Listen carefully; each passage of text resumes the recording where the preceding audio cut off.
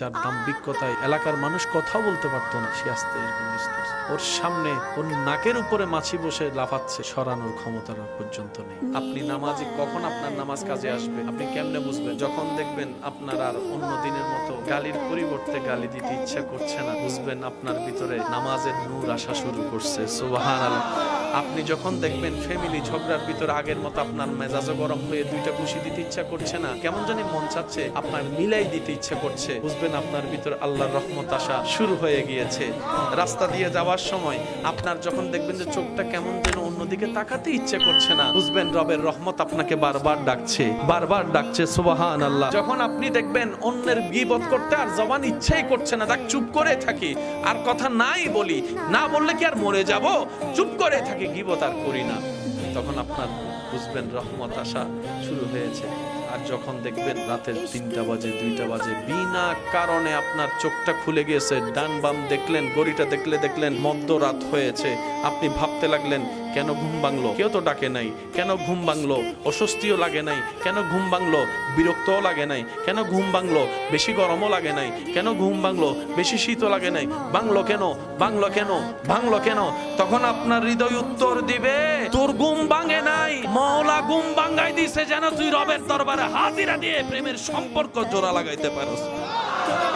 এবার বান্দা বলে, আল্লাহ আমি তারে তাহাজ্জুদ পড়া চাইছি, রোজা রাখা তারে চাইছি, নফল পড়া তারে চাইছি, দান কইরা তারে চাইছি, আল্লাহ তুমি আমারে দিলা না। রব বলে, তুই তারে যতবার চাইছস, চাওয়ার জন্য পাওয়ার জন্য যা করছস, তার 10 ভাগের 1 ভাগ যদি আমি রবকে পাওয়ার জন্য করতি, আমি রব তো তোকে আপন করে নিয়ে ফেলতাম। দুনিয়াকে যতক্ষণ দিবেন আপনি বেস্ট, আপনি বেটার, দেওয়া বন্ধ করেন, আপনার মতো খারাপ আর কেউ নাই। অনেক সময় নিজের রক্তের মানুষ পর্যন্ত চোখ উল্টাইতে দ্বিধাবোধ করে না। এটা দুনিয়া। যাদেরকে খুশি রাখতে চাই আমরা, হাজার দিলেও তারা খুশি হয় না। অন্যদিকে আমাদের রব এত দয়াবান, বান্দার একটা সিজদা দেখলে খুশি হয়ে যায়, একবার জিকির করলে খুশি হয়ে যায়, একটা রোজা রাখলে খুশি হয়ে যায়।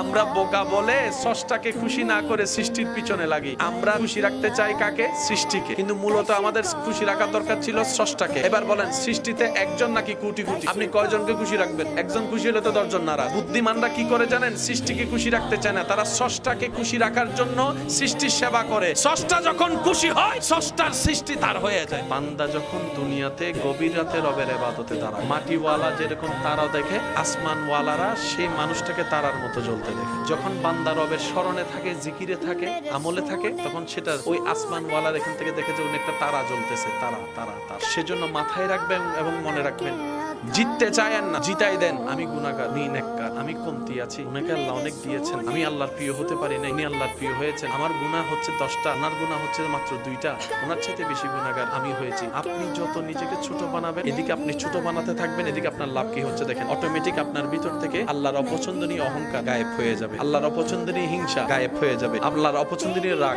গায়েব হয়ে যাবে। কিভাবে? আপনি যখন নিজেকে মাটির সাথে মিশিয়ে ফেলবেন, শয়তানের কাজ আপনাকে আর প্রভাবিত করতে পারবে। এদিকে আপনি আল্লাহর প্রিয় বান্দা হওয়া শুরু করবেন। দুনিয়া নে, দুনিয়া নে, দুনিয়া নে। আর আমার জন্য সুদ খাওয়া মানে রবের সাথে যুদ্ধ করা। এলাকায় দেখবেন যারা সুদ খায় তাদের কোনো অসুখও হয় না, যারা সুদ খায় 2 নাম্বারই করে তাদের সংসারে কোনো জামিলাও হয় না, যারা সুদ খায় তাদের কোনো টাকার অভাবই হয় না। আর যারা সৎ পথে চলে, 10 টাকা কামাইলে 20 টাকা খরচ ওষুধের মধ্যে লেগে যায়। অনেক সময় আমরা এই ক্যালকুলেশনটা বুঝি না। মনে রাখবেন, মুসলমানদের জন্য দুনিয়া আসল নয়, আখিরাত আসল। মুসলমানদের জন্য ক্ষণস্থায়ী জীবনের কোনো দামই নেই, চিরস্থায়ী জীবনের দাম। তারাও অপরাধী, কিন্তু রবের বান্দা। রব এমন দয়াবান, বলে যে বান্দাটা তো আমার, ভুল করুক আর যাই করুক, বান্দাটা তো আমার, যা তুই তো আখিরাত পাবি না। আপনি বলবেন তুই এখানে নে, আমি ওইখানে। মন যখন খারাপ লাগবে, দুনিয়ার এই ব্যস্ততায় সততা থাকার পরও যখন আপনি কষ্টে থাকবেন, অপরাধীরা যখন ভালো থাকবে, এটা দেখে যখন শয়তান আপনার মনে ঢুকে দিবে হালাল ইনকামে সংসার চলে না, একটু 2 নম্বরে কর, সবাই করে, তুই বললে সমস্যা কি? তখন আপনি বলবেন, শান্ত হোক, আমি একটু নিব না, আমি বেশুমার বেশি নিব। আমি সেটা নিব না যেটা চলে যাবে, আমি সেটা নিব যেটা চিরস্থায়ী থেকে যাবে। আমি সেটা নিব না যেটা আমি কামাবো, অন্যরা রাজত্ব করবে, আমি সেটা নিব না। আমি নিব যে যেখানে আমার আল্লাহ আমাকে দিবে আজীবন, আমি রাজত্ব করব জান্নাতের বাগান। একটু ধৈর্য, একটু মানিয়ে নেওয়া, একটু মেনে নেওয়া। বদনাম করলে শুধু গুনাহ না, আমি যখন আপনার বদনাম করি আমার ডান কাঁধের সওয়াব আপনার ডান কাঁধে চলে যায়, আপনার বাম কাঁধের গুনাহ আমার কাছে চলে আসে। জান্নাতে যেতে গেলে আমাকে 10 বস্তা সওয়াব লাগবে। কামাইছিও আমি, রোজা যাকাত দিয়ে কামাচ্ছি, কিন্তু কখন যে ভুল করে যে নিজের সওয়াব অন্যরে দিয়ে দিতেছি। এবার দেখেন আমাদের সবচেয়ে বড় গুনাহ কি? নামাজ বাদ দেওয়া নাকি গীবত করা? সবসময় বেশি কি? কারণ নামাজ হয় 5 ওয়াক্ত, গীবত করে টেলিফোন 5000, মোবাইলে গীবত, বৈঠকে গীবত, যাওয়ার সময় গীবত। দেখছো এটা কোনো কাম করলো, অন্যের খবর এই প্রকাশ করে দিতে। সেজন্য মনে রাখবেন আপনাদের এলাকায় মামলা আছে, সবচেয়ে বেশি মামলা কি নিয়ে? নিজের মায়ের পেটের ভাই ভাইয়ের চেহারা দেখছে না, কি এর কারণে? এরকম হাজার মামলা এখানে আছে কিন্তু সমাধান হয় নাই, আছে না নাই? বরঞ্চ এক মামলার টাকায় 10 মামলা চালাইতে পারে এমন টাকা। একটু জায়গা যেটা বাঁচানোর জন্য মামলা দিয়েছে, 10 কানি জায়গা কিনার টাকা, লাভটা কি হল? আপনি বলবেন ভাই আমি কি মামলা দিব না, ন্যায় বিচার? আমি অবশ্যই দিবেন, মামলা তো ঠিক জায়গায় দেন। আপনি বাংলাদেশী হিসেবে বাংলাদেশের আইনে মামলা দেন, আপনার দায়িত্ব শেষ। দেশীয় তা আপনি না রবের বান্দা, তো রবের কাছে একটা মামলা দিবেন না বান্দা হিসেবে? ওইটা তো দেন নাই। এই প্যাচটা লাগছে এই জায়গায়। এই মামলা দিতে নাম, ঠিকানা, গ্রাম, বাপের নাম, মার নাম সব লাগবে না? রবের দরবারে মামলা দিতে এত কিছু লাগে না। আপনি শুধু বলবেন আল্লাহ এই জায়গার মালিক আমরা কেউ নয়, সব মালিক তুমি, আমরা হচ্ছে বারাটি, আমি থাকতে দিছো, কিছু আমার ভাইরে দিছো, কিছু আমারে দিছো, কিছু আমার চাচাকে দিছো, কিছু আমার জ্যাঠাকে দিছো, কিছু আমার বাবাকে দিছো, আমাকে দিছো। কেউ মালিক কিন্তু আল্লাহ আমি ছোট অসহায় গরিব, তো দেখো আমার চাচা কি করে বললে হবে? আপনাকে বলতে হবে আল্লাহ দেখো তোমার বান্দা কি করে। আপনি যদি বলেন যে আমার ভাই কি করে, আপনি যদি বলেন আল্লাহ তোমার বান্দা কি করে চাও, আপনি যদি একবার বলেন আল্লাহ তোমার বান্দা কি করে দেখো, মালিক আমিও না সেও না, তুমি থাকতে দিছো, আমরা বারাটিয়া, মামলাটা যদি একবার রবের দরবারে চলে যায় এমন বিচার করবে আপনার না লস হয়ে গেল। আল্লাহ পাক বলে যে তুই বিচার আমার কাছে দিছো, লস কেমন হবে? মান জাআ বিল হাসানাতে ফালাহু আশরু আমসালিহা, যতটুকু গিয়েছে তার 10 গুণ বেশি আমি আল্লাহ তোকে, না হয় তোর সন্তানদেরকে, না হয় তোর নাতিপতিকে আমি আল্লাহ দিব। আজকে থেকে কোনোভাবেই অস্থির হওয়া যাবে, আজকে থেকে অধৈর্য হওয়া যাবে, আজকে থেকে হাই পাওয়ারি হওয়া যাবে, আজকে থেকে টিং টং মাইট দেওয়া যাবে। আপনার কাজ হচ্ছে সয়ে যাওয়া। এবার আপনি আমাকে বলবেন ভাইয়া আমি যদি প্রতিবাদ না করি, আমি যদি সয়ে যাই, তাহলে অত্যাচার বেড়ে যাবে। আমি যদি প্রতিবাদ না করি তার তো জুলুম বেড়ে যাবে। আমি বলবো ভাই আপনি যখন একটার বিপক্ষে 2টা বলেন, সেও তো হার মানার পক্ষে না, সে তখন 4টাই বলবে। শেষ পর্যন্ত আপনাকে এখানে মারতে না পারলে রাতের অন্ধকার আপনাকে না পাইলে আপনার ছেলেরে মেরে ফেলবে। আজকে যে কোনটা হচ্ছে এটা প্ল্যানিং আজকে নয়, এটা মাথায় রাখবেন যে কোনো না কোনো আগে থেকে প্ল্যানিং, কোনো না কোনো কারণে। বান্দা বিচার করলে আল্লাহ আর করবে না, আল্লাহর জন্য ছেড়ে দেন, বিচারে বিচার পাবেন, নিয়ামতে নিয়ামত পাবেন। আপনারা জানেন কি চাইছেন, লস নাকি লাভ?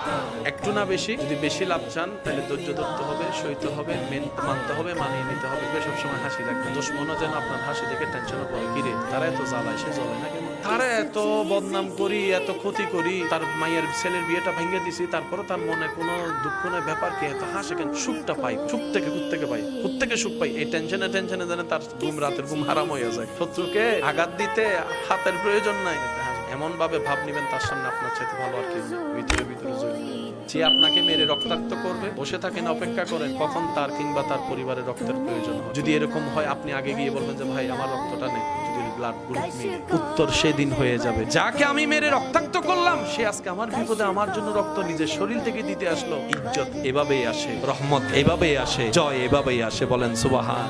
বিশ্বাস করেন প্রতিশোধের শান্তি যতটুকু ক্ষমা করে দেওয়ার শান্তি তার চাইতে অনেক বেশি। এই সৃষ্টি জগতে আল্লাহর সৃষ্টিতে আমাদের নবীর মতো পাওয়ারফুল আল্লাহ কাউরে বানাই নাই। যিনি আঙ্গুল তুললে আসমানের চাঁদ, যিনি আল্লাহর হুকুম দেওয়ার সাথে সাথে মাটি 2 ভাগ হয়ে আবু জাহেলকে কতরায় করে বসছে। তিনি রাস্তা দিয়ে হেঁটে গেলে পাথরগুলা সালাতু সালাম দিত, যার ঘরে জিবরাইলের মতো ফেরেশতা খাদেম হয়ে আসতো। যিনি বেড়াতে যাওয়া মেরাজ, সেই নবীকে হাজার কষ্ট দেওয়ার পরে যখন মক্কা বিজয়ের পরে আসলো, সবাই তো ভয়ে পালাই গেছে। তাদের চিন্তা ছিল যখন মুহাম্মদ সাল্লাল্লাহু আলাইহি ওয়াসাল্লাম একা ছিল, আমরা কষ্ট দিয়েছি, খাবার বন্ধ করে দিয়েছি, রাস্তা বন্ধ করে দিয়েছি, অপবাদ দিয়েছি, হামলা করেছি। আজকে তো উনি একা নয়, 10,000-এর বেশি মানুষ ওনার সাথে আছে, নিশ্চয়ই ওই দিনের প্রতিশোধ আজকে নিবে। ওদের চিন্তা করে ওরা পালাই গেছে। নবীজি কাবা শরীফের দরজার সামনে গিয়ে দাঁড়ায় বলে, কে আছো যারা আমাকে গালি দিয়েছো? কোথায় তোমরা যারা আমার পথ বন্ধ করেছো, রাস্তা বন্ধ করেছো? আমি নবী সবাইকে সাধারণ ক্ষমা ঘোষণা করে দিলাম। এবার আল্লাহ তাআলা আপনার রিজিকে লিখেছেন যে আমার বান্দা 2035 সালে এটা পাবে, যেটা আপনি এখন চাচ্ছেন, যে পজিশন আপনি এখন যেতে চাচ্ছেন। আপনি মাথা ফুটাই রক্ত বের করলো 35-এর আগে আপনি পাবেন কারণ লেখা হয়ে গেছে। এবার আল্লাহকে জিজ্ঞেস করেন, আল্লাহ আমার তো 25 সালে দরকার, 35-এ রাখলেন কেন? রব বলে যে তোর জন্য কখন কোনটা ভালো, কোন সালে ভালো সেটা আমি জানি, আমার চাইতে ভালো তুই জানোস না। তো বান্দা বলে যে আল্লাহ আমি এখন কি করব? রব বলে যে 35 সাল পর্যন্ত আমার দিকে তাকাই, শুকরিয়ার সাথে ধৈর্য ধর। হ্যাঁ হুঁ করতে পারবি, নাক সিটকাইতে পারবি, মন খারাপ করতে পারবি, আপনি 35 সাল পর্যন্ত শুধু রবের হুকুমের দিকে তাকায় বসে থাকবেন। যেই দিন 35 সালটা আসবে, এই 10 বছরে যারা আপনার বিপক্ষে কথা বলছিল তাদের সমস্ত কথার উত্তর আর আপনাকে মুখে দিতে হবে না, কাজ দিয়ে আল্লাহই দিয়ে দিবে। আমরা তাড়াহুড়া করি বেশি। ওই আমাদের একটা কথা আছে, নগদে নারায়ণ বলে, কই নগদে? আমি বাকিতে বিশ্বাস করি না, আমি